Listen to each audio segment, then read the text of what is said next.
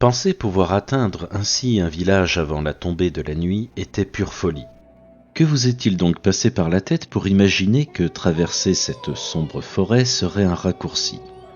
Pour une fois, hélas, votre impétuosité a pris le pas sur l'expérience du mercenaire que vous êtes.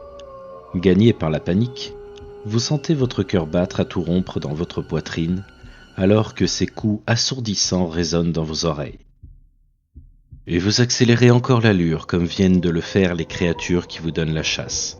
Les loups vous suivent sans relâche et vous frémissez en entendant leur halètement. La nuit maintenant tombée vous fait trébucher sur les racines des arbres et ne laisse passer, là-haut, entre les branches dénudées, que la faible lueur d'une lune qui sera pleine dans peu de temps. Mais soudain, la terreur qui allait vous submerger disparaît pour laisser place à un fol espoir. Là-bas, devant vous, une lumière vient d'apparaître à travers les arbres, dont vous n'apercevez que les formes lugubres. Lumière vacillante, sans doute celle d'une bougie, mais qui vous paraît briller comme le plus éclatant des soleils. Il vous faut peu de temps pour voir qu'elle provient de la fenêtre d'une petite hutte, et peut-être est-ce là une chance d'échapper au sort cruel que cette nuit semblait vous promettre.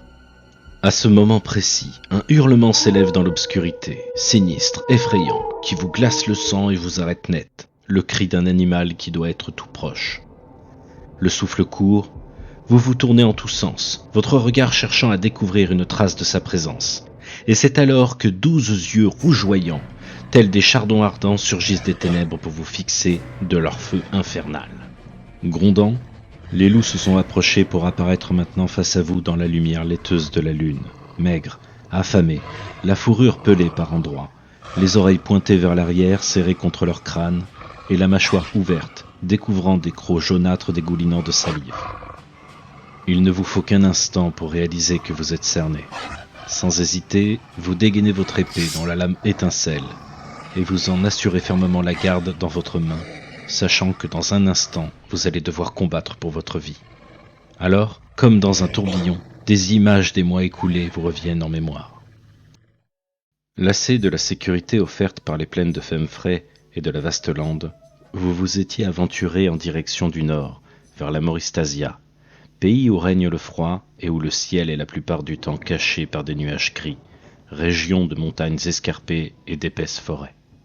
Un lieu où nombreuses sont les petites principautés dont l'histoire est aussi ancienne et sanglante que celle de l'ancien monde lui-même, et où l'on n'ose évoquer qu'à voix basse les seigneurs vampires de Mortavia ou ce macabre culte des morts de Batoria. Mais nulle contrée n'est aussi arriérée et maudite que celle de la Lupravia, contrées glaciales aux montagnes inexplorées, aux forêts sombres et aux landes brumeuses hantées, si l'on en croit les nombreuses légendes, par les esprits des morts sans repos. Pour ces habitants misérables, ce n'est qu'une lutte perpétuelle pour tenter d'arracher au sol une maigre subsistance et se défendre des bêtes sauvages. Seuls les plus téméraires ou les simples d'esprit osent en franchir les frontières pour s'aventurer dans ce royaume de la désolation. Et c'est pourtant là que vous vous trouvez maintenant, prenant subitement conscience que tout ce que vous avez pu entendre dire semble en deçà de la réalité. Mais un grognement encore plus menaçant que tous ceux qui se sont élevés dans la nuit vient de vous ramener à la réalité et à votre situation des plus désespérées. Tous les loups se sont subitement figés pour laisser passer l'un d'entre eux, à l'évidence, le chef de la meute. L'espace d'un instant, vous le voyez traverser la lueur blafarde d'un rayon de lune, semblable à un long cierge funéraire posé sur le suaire de la nuit. Jamais il ne vous a été donné de voir chose pareille. La créature est monstrueuse, d'une taille de plus du double de celle d'un loup ordinaire, la fourrure d'un noir profond, si ce n'est une longue bande grise lui courant depuis le haut du crâne tout le long de son dos. Son regard brille d'un éclat diabolique, éclat inhabituel chez un loup, presque humain, ou plutôt inhumain. Provenant du plus profond de sa poitrine, un grondement rauque se fait soudain entendre, comme annonçant le sort funeste qui sera bientôt le vôtre.